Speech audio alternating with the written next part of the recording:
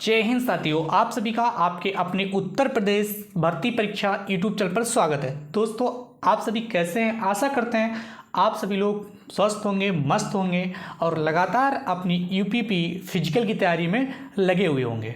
दोस्तों, आप सभी को पता है रिजल्ट में बहुत ज़्यादा समय नहीं लगने वाला है। रिजल्ट आपका बहुत ही जल्द आने वाला है और आपके पास फिजिकल के लिए समय बहुत कम है। तो आप लोग प्रॉपर रूप से सुबह या शाम को अपने फिजिकल की तैयारी कर रहे होंगे दोस्तों। लेकिन फिजिकल के साथ साथ डॉक्यूमेंट भी बहुत ज़्यादा ज़रूरी है। आप सभी को पता है रिजल्ट बहुत जल्दी आने वाला है, तो आपको सबसे ज़रूरी है कि आपके पास कौन कौन से डॉक्यूमेंट रेडी होने चाहिए, कोई भी गलती है तो कैसे क्या करना चाहिए, इन सब चीज़ों पर बात करेंगे और एकदम चेकलिस्ट आपके सामने दिखाएंगे कि कौन कौन से डॉक्यूमेंट्स आपको तैयार करके रखने हैं डीबी के लिए। ठीक है, तो चलिए वीडियो को स्टार्ट करते हैं। ये देखने वाले हैं कि कौन कौन से डॉक्यूमेंट्स आपके पास चाहिए, क्या क्या आपको चाहिए डीबी के लिए। ठीक है, चेकलिस्ट आप सामने स्क्रीन पर देख पा रहे होंगे। ये चेकलिस्ट है आपका 2021 में जब जेल पुलिस का भर्ती हुआ था तब का ये चेकलिस्ट है और इसमें दिखाएंगे कौन कौन से डॉक्यूमेंट्स की आवश्यकता होने वाली है आपको डीबी में और उसमें क्या क्या होता है। चलिए दोस्तों स्टार्ट करते हैं। सबसे पहले देखते हैं दोस्तों, सबसे पहले डोमिसाइल सर्टिफिकेट, निवास प्रमाण पत्र जिसको कहते हैं दोस्तों। ये जो है सिर्फ यूपी स्टेट वालों के लिए दिखाना है जो यूपी के निवासी हैं। अदर स्टेट वालों के लिए ये नहीं दिखाना है, ये सिर्फ यूपी वालों को दिखाना है। और दोस्तों ये किसी वहाँ ले जाना होता है, इसकी आपको 3 छायाप्रति करा के रख लेनी है, 3 फोटोकॉपी ले जानी है और 1 सेट अपना रिजर्व रखना है, 2 सेट वहाँ पे ले जाने होते हैं। 2 सेट आपके लिए तैयार करने होते हैं, 2 सेट वहाँ पे ले जाने होते हैं। एक दोनों जमा हो जाते हैं 2 जगह, इस टाइप से होता है। और फिलहाल आपको 2 सेट तैयार करने हैं यहाँ पे। ठीक है, 3 कॉपी करा के रखिएगा, 2 सेट बनाइएगा और वहाँ पे 2 सेट आपके जमा हो जाएंगे डोमिसाइल। ये सिर्फ यूपी वालों के लिए है। जो अदर स्टेट के हैं उनको ये नहीं लगाना है, अदर स्टेट वालों के लिए वैलिड नहीं है, सिर्फ यूपी वालों के लिए। ठीक है, ये सबसे पहले ये सबसे अनिवार्य सर्टिफिकेट आपका ये हो गया। ठीक है, निवास प्रमाण पत्र जिसको हम कहते हैं। दूसरा हम देखते हैं, अब हम सर्टिफिकेट कास्ट सर्टिफिकेट की बात करेंगे दोस्तों। अब हम ओबीसी कास्ट सर्टिफिकेट बात करते हैं दोस्तों। दूसरे नंबर पे ओबीसी सर्टिफिकेट दोस्तों, जिन लोगों को ओबीसी में एज रिलैक्सेशन लेना है या उम्र में वहाँ एज रिलैक्सेशन लेना है या मतलब जो मेरिट में छूट लेना है, तो आपके लिए अपना ओबीसी सर्टिफिकेट कास्ट सर्टिफिकेट प्रस्तुत करना होगा। ये कास्ट सर्टिफिकेट आपका 1 अप्रैल कब का 1 अप्रैल 2023 के बाद का होना चाहिए, के बाद का। और फॉर्म की जो लास्ट डेट है, फॉर्म की लास्ट डेट से पहले का होना चाहिए आपका ओबीसी सर्टिफिकेट। जिसका इस डेट के बाद है वही वैलिड रहेगा, बाकी कोई भी वैलिड नहीं रहने वाला है। 1 अप्रैल 2023 के बाद का हो और फॉर्म की लास्ट डेट से पहले का हो OBC certificate, OBC caste certificate. दोस्तों ओबीसी वाले बहुत ध्यान से आप लोग सुन लीजिए, ये चीज़ें होनी चाहिए। ठीक है, ओबीसी सर्टिफिकेट के लिए तभी आपका वैलिड होगा, तभी आपको रजिस्ट्रेशन मिलेगा, अन्यथा आप अनरिजर्व कैटेगरी में डाल दिए जाएंगे ओबीसी सर्टिफिकेट। अब हम बात करते हैं, अगर आपके पास नहीं है, आपकी कोई भी फॉल्ट अपने डॉक्यूमेंट्स में है तो आप उसको करेक्शन डाल लीजिए, अभी फुल्ली टाइम है। ठीक है, अब हम देखते हैं ओबीसी सर्टिफिकेट बाद देखते हैं एसटी सर्टिफिकेट का, एसटी कास्ट सर्टिफिकेट। जो भी लोग एसटी में एज रिलैक्सेशन लेना चाहेंगे या नंबर कट ऑफ में छूट लेना चाहेंगे तो आपके पास एसटी का सर्टिफिकेट होना चाहिए। दोस्तों इसके लिए कोई सीमा नहीं दी गई है कब से कब तक होना चाहिए, आपका कभी का होना चाहिए, फॉर्म की लास्ट डेट से पहले तक का होना चाहिए, आपका वैलिड रहेगा। इसके लिए कोई सीमा नहीं दी है कि इसका बाद का होना चाहिए। आपके पास कास्ट सर्टिफिकेट होना चाहिए एसटी कैटेगरी का, इसके लिए टाइम लिमिट कोई भी नहीं, कभी का होगा आपका वैलिड रहेगा। एकदम निश्चिंत रहिए, एसटी सर्टिफिकेट कभी का भी हो चलेगा। ठीक है, कोई दिक्कत नहीं होने वाली है एसटी सर्टिफिकेट में। दोस्तों ओबीसी सर्टिफिकेट एक बार फिर से देख लीजिए ओबीसी वाले भाई लोग, आपका जो 1 अप्रैल 2023 के बाद का और लास्ट डेट से पहले का आपका सर्टिफिकेट होना चाहिए, तभी आप रिजर्वेशन के पात्र होंगे, अन्यथा की स्थिति में आप रिजर्वेशन के पात्र नहीं होंगे।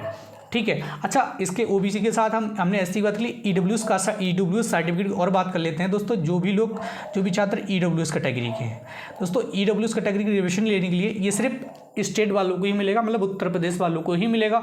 अगर ईडब्ल्यूएस सर्टिफिकेट की बात करें तो आपका ईडब्ल्यूएस सर्टिफिकेट वित्त वर्ष 2023-24 का होना चाहिए और लास्ट डेट से पहले का बना हुआ होना चाहिए। जो फॉर्म की लास्ट डेट टीपीपी कांस्टेबल वाले की लास्ट डेट से पहले का बना हुआ होना चाहिए, ये वाला ईडब्ल्यूएस फाइनेंशियल ईयर 23-24 का भी होना चाहिए। अगर इसके बाद का है, इसके पहले का है, या आपने कहीं गलती है आपकी, तो उसको आप करेक्शन करवा लिए, तभी आप ईडब्ल्यूएस का रिविजन ले पाएंगे, अन्यथा की स्थिति में आप नहीं ले पाएंगे। फाइनेंशियल ईयर देख लीजिए 2023-2024 का ही होना चाहिए। किसी ने अगर अभी 24-25 का बनवा लिया वो वैलिड नहीं होगा, किसी ने 22-23 का लगाया है वो भी वैलिड नहीं होगा। देखिए दोस्तों, किसी ने अगर 22-23 का लगा दिया है, 22 और 23 का, ये भी वैलिड नहीं होगा। किसी ने 2000 अभी बनवा लिया है, जो उस समय नहीं बनवाया था, उसके बाद 2024-25 का है दोस्तों, ये भी वैलिड नहीं होगा।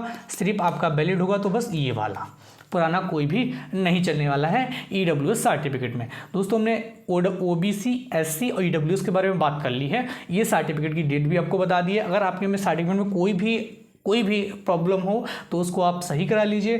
कोई भी कटिंग पटिंग सर्टिफिकेट में नहीं चलती है दोस्तों। अब हम बात करते हैं एसटी सर्टिफिकेट के बारे में, एसटी कास्ट सर्टिफिकेट के बारे में। दोस्तों एसटी का भी सेम एसटी जैसा फंडा है आपका, कभी का भी हो आपका चल जाएगा। इसके लिए कोई स्पेसिफाइड डेट नहीं दे रखी है कि इस तारीख से इस तारीख का होना चाहिए। आपका किसी भी डेट का एसटी सर्टिफिकेट है तो आपका वैलिड रहेगा, ठीक है। इसके लिए कोई भी डेट मेंशन नहीं किया गया है कि इससे इसके बाद का होना चाहिए, इससे पहले का होना चाहिए। एसटी का सर्टिफिकेट आपका कभी का भी है, वैलिड रहेगा। एससी और एसटी में कोई भी दिक्कत नहीं होने वाली, जब जिस कभी का भी सर्टिफिकेट हो सब आपका वैलिड रहने वाला है, ठीक है दोस्तों। हमने कास्टों की बात कर ली दोस्तों। अभी हमने जो हमारा मतलब एजुकेशन वाले सर्टिफिकेट हैं उनकी बात नहीं की, अभी हम सिर्फ यहाँ पे रिलैक्सेशन वाले सर्टिफिकेट की बात कर रहे हैं। उसके बाद हम बात करेंगे एक्स सर्विसमैन। दोस्तों जो भी भाई बंधु एक्स सर्विसमैन के हैं वो उनको अपना सर्टिफिकेट प्रस्तुत करना होगा दोस्तों। वही सेम प्रोसेस रहेगा, इसको आपको 2 सेट में तैयार करना पड़ेगा। उन्हीं सब के साथ जब आप डीबी में जाएंगे तो आपको चेक लिस्ट मिलती है। चेक लिस्ट में सारे सीरियल नंबर दे रखे होते हैं, उसके हिसाब से आप लगा देते हैं और वहाँ पर आप जमा कर देते हैं, ठीक है। तो इसका ओरिजिनल तो आपको ले जाना है। जो अभी जैसे उनका जॉब पूरा हुआ, ये जो भी चीज़ें आपकी कमी हो, जो भी आपका, उसको आप पूरा कर लीजिए, आपके पास पर्याप्त टाइम है, ठीक है। एक्स सर्विसमैन की बात करते हैं फ्रीडम फाइटर की। जो लोग फ्रीडम फाइटर, दोस्तों आप सभी ने देखो कि फ्रीडम फाइटर की कटऑफ बहुत ज़्यादा कम जाती है। तो फ्रीडम फाइटर वाले जितने भी भाई लोग हैं वो जो ईपी पुलिस जो फॉर्म है, इसके लास्ट 3-4 पेज है, उस पर आपका जो प्रोफार्मा दिया गया है। पहली तो बात, आपने प्रोफार्मा बनवा लिया होगा, क्योंकि इसके लिए भी कोई स्पेसिफाइड डेट निर्धारित नहीं की गई। आपका फ्रीडम फाइटर सर्टिफिकेट आपके पास बना हुआ रखा होगा, उसके तहत से आप उसको लगा सकते हैं, उसका फ़ायदा बिल्कुल ले सकते हैं। ये सर्टिफिकेट उनका होगा जिनको फ्रीडम फाइटर वाला रिविजन चाहिए। 9वें नंबर पे देखते हैं हम होमगार्ड सर्टिफिकेट। दोस्तों जो लोग होमगार्ड में कार्यरत हैं उनका भी कटऑफ मान के चलिए 65-64 जाता है, मुश्किल से ये भी नहीं जाता है 70-100 से ऊपर तो जाता ही नहीं कभी। होमगार्ड लोगों का सर्टिफिकेट जो कटऑफ जाता है, तो होमगार्ड लोग भी जो है उनका अपना सर्टिफिकेट आप बनवा लीजिए। इसके लिए शायद 3 वर्ष मिनिमम जॉब आप होमगार्ड डिपार्टमेंट में आपने सेवा दी हो, तभी आपका ये सर्टिफिकेट बनता है। कम से कम मिनिमम 3 वर्ष का, शायद ये मुझे कंफर्म नहीं है फिलहाल, मिनिमम 3 ईयर का है, उस सेवा दी हो, उसके बाद ही आप होमगार्ड सर्टिफिकेट बनवा सकते हैं, ठीक है। तो ये होमगार्ड के लिए, अगर आपको होमगार्ड सेवा आप कर रहे हैं या कर चुके हैं तो ये सर्टिफिकेट आपको देना होगा दोस्तों। अब हम बात करते हैं जो क्वालिफिकेशन वाले सर्टिफिकेट है उनमें से क्या क्या चाहिए। दोस्तों ये सारी जो अभी तक की डॉक्यूमेंट्स बताई हैं, ये सारी डॉक्यूमेंट्स आपको राजपत्रित अधिकारी से, मतलब गस्टेड ऑफिसर से अटेस्टेड करा के ले जानी होती हैं दोस्तों। अभी तक तो अभी जो पिछली जो 2-3 डीबी हुई थी उसमें तो राजपत्रित अधिकारी मतलब अटेस्टेड करा के ले जाना पड़ता था, लेकिन आगे क्या होगा वो चीज़ बात की। लेकिन आप लोग इतने डॉक्यूमेंट्स अपने रेडी रखिए, जब भी ये ज़रूरत होगी, मतलब चेक लिस्ट आ जाएगी तो उसमें बता दिया जाएगा, तो आप लोग अटेस्ट करवा लेना, उसमें बहुत ज़्यादा समय नहीं लगता है। अब हम बात करते हैं जो क्वालिफिकेशन वाले सर्टिफिकेट हैं उनकी बात करते हैं दोस्तों। अभी ये आप छायापति में आपको टेस्ट करके नहीं रखनी है, क्योंकि इसके लिए पर्याप्त समय दिया जाता है, मतलब 3-4 दिन का समय आपको मिल जाएगा, कम से कम 3-4 दिन का तो आप करा सकते हैं बाद में, ठीक है। उसके लिए बहुत जल्दी नहीं है दोस्तों। अब हम बात करते हैं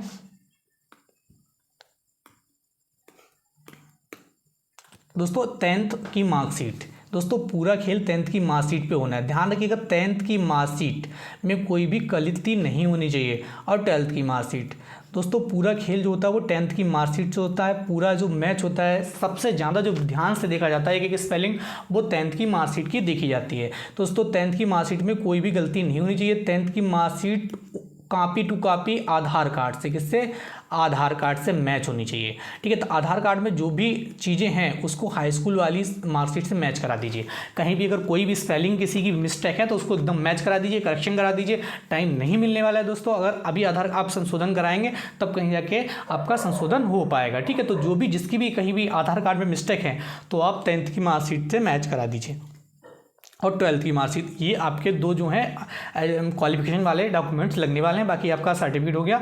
उसके बाद अब हम बात करते हैं कि आपको वहाँ पे लगभग 10 फ़ोटो ले जाने हैं आपको। जो फ़ोटो आपने फॉर्म में लगाए थे वही ले जाने का प्रयास करिए, अगर वो नहीं है तो आप कोई भी दूसरी फ़ोटो ले जा सकते हैं। ये फ़ोटो आपको रेडी रखना है। दूसरा आपको बता दिया आधार कार्ड, कोई भी आईडी, मतलब आधार कार्ड अब तो अनिवार्य कर दिया है, आधार कार्ड ले जाइएगा, वो हर चीज़ में वैलिड हो जाता है।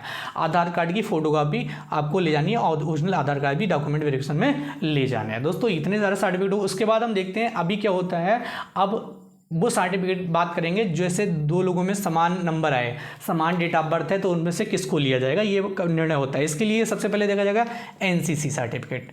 एनसीसी जिसके पास होगा उसको वरीयता दी जाएगी, एनसीसी सर्टिफिकेट। दूसरे नंबर पे आपका होता है ओ लेवल। अगर आपके पास ओ लेवल का सर्टिफिकेट है तो आपको वरीयता दी जाएगी। मतलब इसमें क्या होता है, ये परिस्थिति जब आती है जब दो लोगों के सेम नंबर हो और दो लोगों का डेट ऑफ बर्थ सेम हो, तो फिर ये प्रोसेस अपनाया जाता है। जिसके पास ये सर्टिफिकेट होता है उसको पहले लिया जाता है।